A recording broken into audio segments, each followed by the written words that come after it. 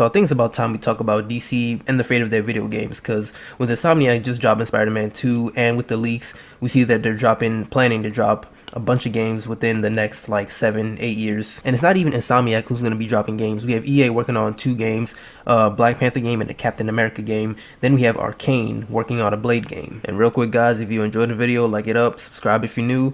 We're 10 subscribers away from 500, so let's hit it by the end of the year. As always, appreciate all the support. Let's get back into the video. So pretty much in the relatively near future, we've got Spider-Man 3, the Venom game, the Wolverine game, and the X-Men game that we saw in the leaks. Also, I think we can assume Silk is going to end up getting a game, even though we didn't see that in the leaks. The way they ended it in Spider-Man 2 seems like she's going to get one. Then we've got the Black Panther game, the Iron Man game, and the Blade game. So that's 8 games coming out, assuming Silk is going to get one, slated to come out within the next 10 years probably.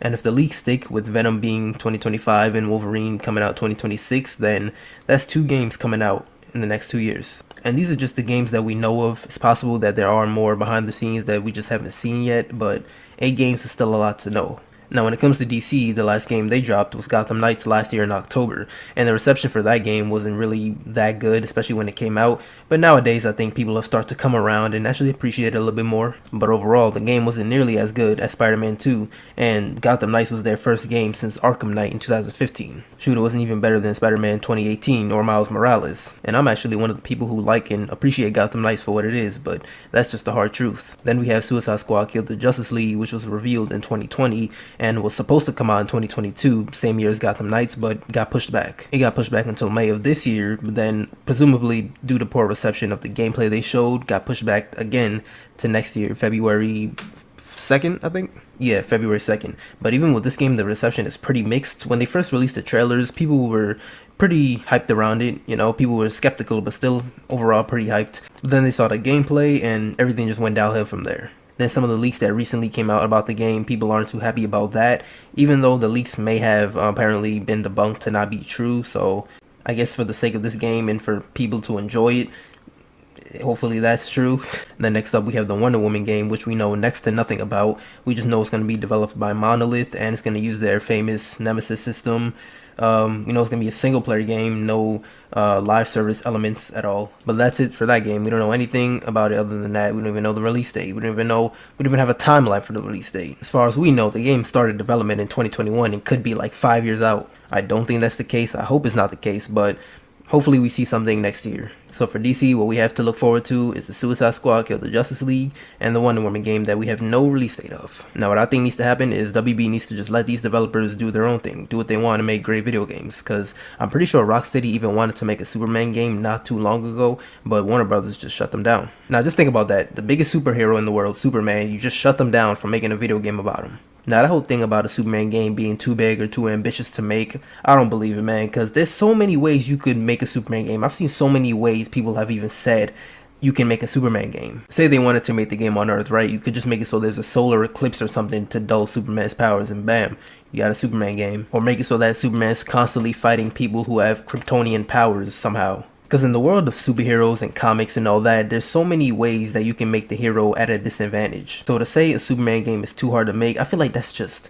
an excuse for something. I don't know what. Like, do they not want to make money? That's free money. If the game is made by Rocksteady and it says Superman on it, bro, that game is doing numbers. I don't care what anybody says. Then we have that apparent Batman Beyond game that was supposed to be developed by WB Montreal, the same people who made Gotham Knights. Like, I don't understand what they're doing over there. I truly don't. Listen, all this comes from a place of love, because I love DC, right? And I just hate to see them constantly falling down. Like, there's just so many opportunities, not only for video games, but for shows and movies, animation-wise, and live action. Actually, skip that. Animation-wise, they did great. I just mean live action should have took inspiration from the animation, because constantly, no matter what, even if they're doing great in video games, which at one point they were on top, but when it comes to the movies, the live action stuff, it was never received well.